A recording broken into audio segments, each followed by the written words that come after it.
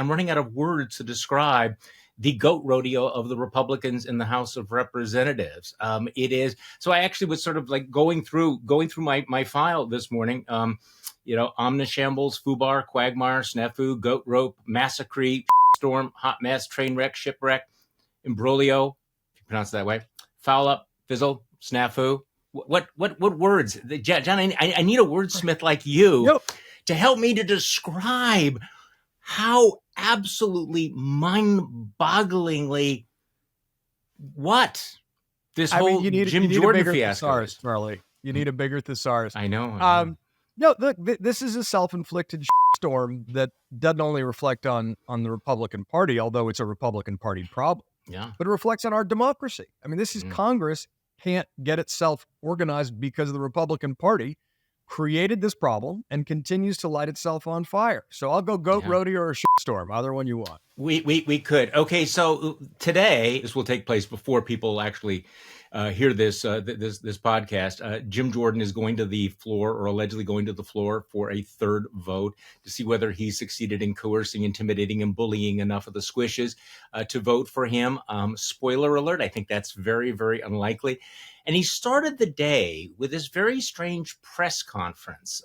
Even Republicans are kind of scratching their heads and saying, I'm not quite sure what that was all about. His attempt to use the bully pulpit to round up support. But this is the way Jim Jordan began his press conference. Just listen to this. I think the American people are thirsty for change. I think they are hungry for leadership. And frankly, they know that the White House can't provide it. They know the Senate won't lead. And they are looking for House Republicans to step up and lead and make change on these important issues. John, I do not think the American people are thirsty for more than Jim Jordan. I do not think they hunger for more Jim Jordan. I think the American people, as they're looking at this, are saying, I would prefer an enema. I warned you on this one. I mean, look, man, he's high on his own supply, but that's the problem with folks on the far right. They always, and any, the far left as well, though that's not relevant to today's conversation. When you get these hermetically sealed kind of hot house environments, they constantly mistake themselves, their increasingly narrow ideological interests for the national interest. And it's got nothing to do with it. Right. And there's a million different ways you can poll test that. You could just judge it on simple accomplishments and functionality, whatever you want. Jim Jordan doesn't represent leadership. He can't unite the Republican conference. This is a guy, as I've been pointing out on air, who his fellow Ohioan, his fellow Republican, John Boehner, described as a legislative terrorist, because all he has done in his time is destroy, not build. And now he wants to sell this idea of a new Jim Jordan who's going to make concessions and deals. Right. Don't believe it for a second. Well, Republicans aren't believing it. Yeah, I mean, they're not believing. So explain what happened. Let's talk about what happened yesterday, because, so it's pretty clear that he's not going to get to 217. He had lost 21 votes. So it looked like for a while that he was going to sort of tap out and say, all right, I'm going to support this compromise measure that would empower the acting speaker, Patrick McHenry. And by the way, talk about a Rube Goldberg thing. So he would stay, follow me here. He would stay as speaker designate, which is not a thing. But McHenry would have certain powers to get things done between now and January. It actually seemed like the least awful of the various options. They go into, and by the way, can you imagine what the GOP leadership meetings would have been? You'd have the speaker designate, you'd have Kevin McCarthy, you'd have Steve Scalise. Who is actually the leader of the party? I mean, just let's set that aside, like what a goat rodeo that meeting would have been. I mean, who's in charge here? Who do we listen to? Who's the leader? The answer is nobody. So they go into the House conference, turns into a complete storm. People are yelling at each other, screaming at each other. Everybody hates Matt Gaetz. And they decide they're not going ahead with this compromise that it would at least allow the House of Representatives to function. John, give me your sense of what happened, why they didn't take the modest off-ramp that even Jim Jordan seemed willing to accept for 5 minutes. I think it's because they have so deeply drunk their own Kool-Aid that any form of compromise, even within themselves, that's the red line, right? is seen as collaboration. And that, of course, undercuts the basic idea of democracy. And this is what frustrates me so fundamentally, right? Go back to the Constitutional Convention.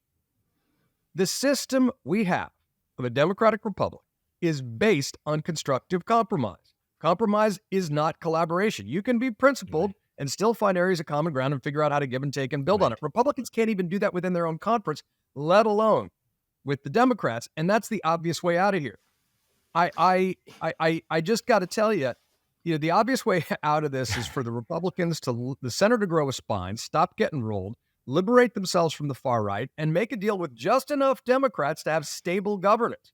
That would be a revolution within a revolution. It would be a great new beginning. I know it sounds like an Aaron Sorkin script brought to life, but it's not impossible. It's only impossible in this version of Washington that they've all been inculcated and where they're terrified of losing the close partisan primary, so they can't think about the national interest. They can't even govern.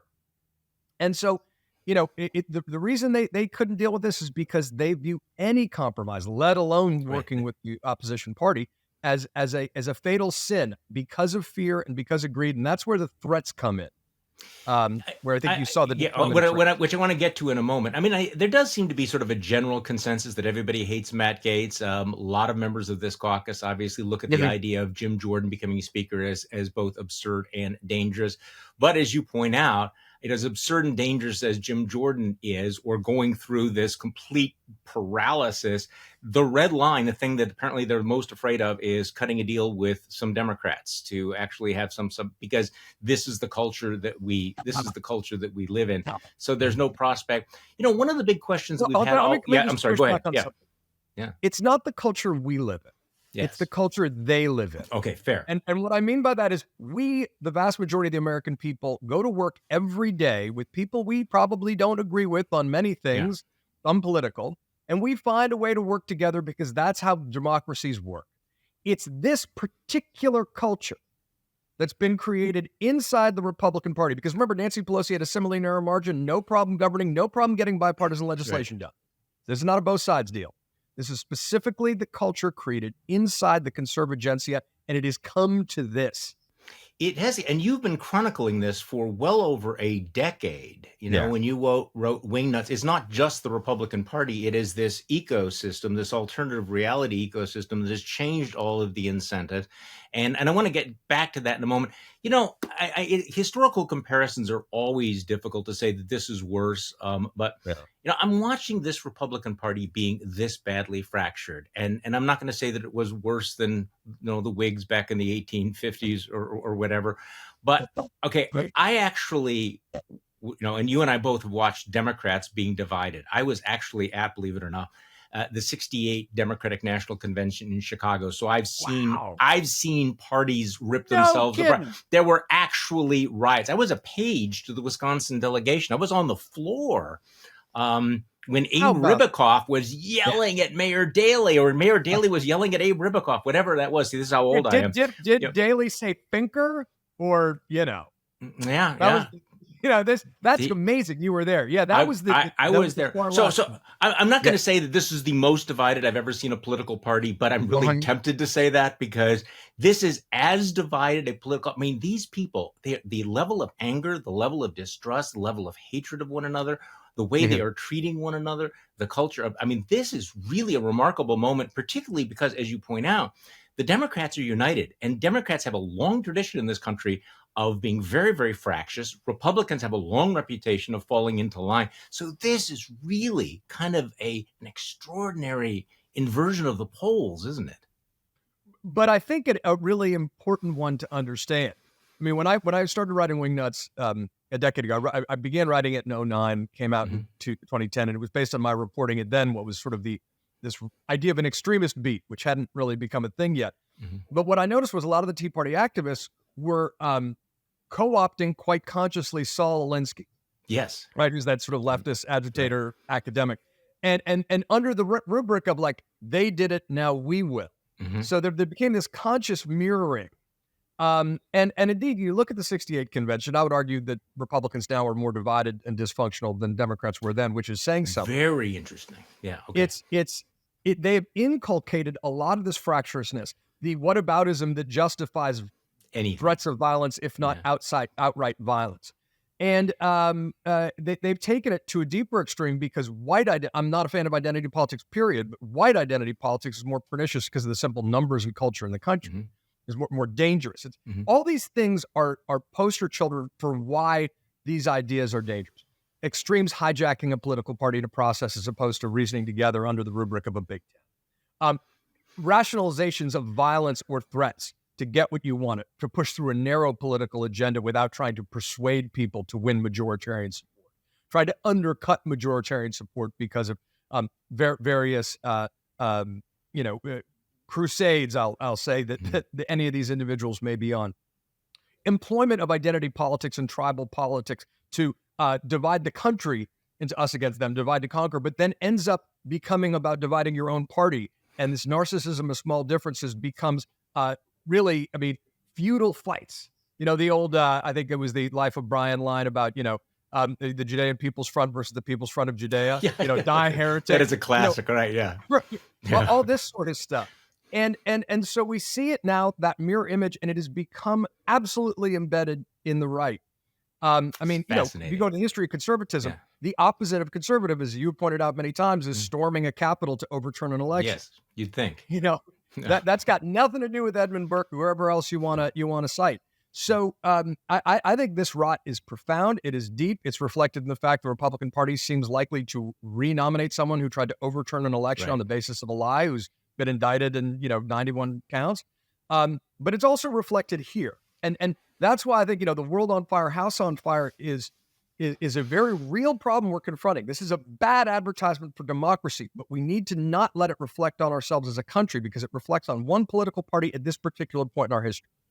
Yeah, it's worth mentioning here that, however crazy and dysfunctional the House of Representatives appears right now, it pales in comparison to what overshadows everything in American politics, which is the possible return of Donald Trump under indictment to the presidency.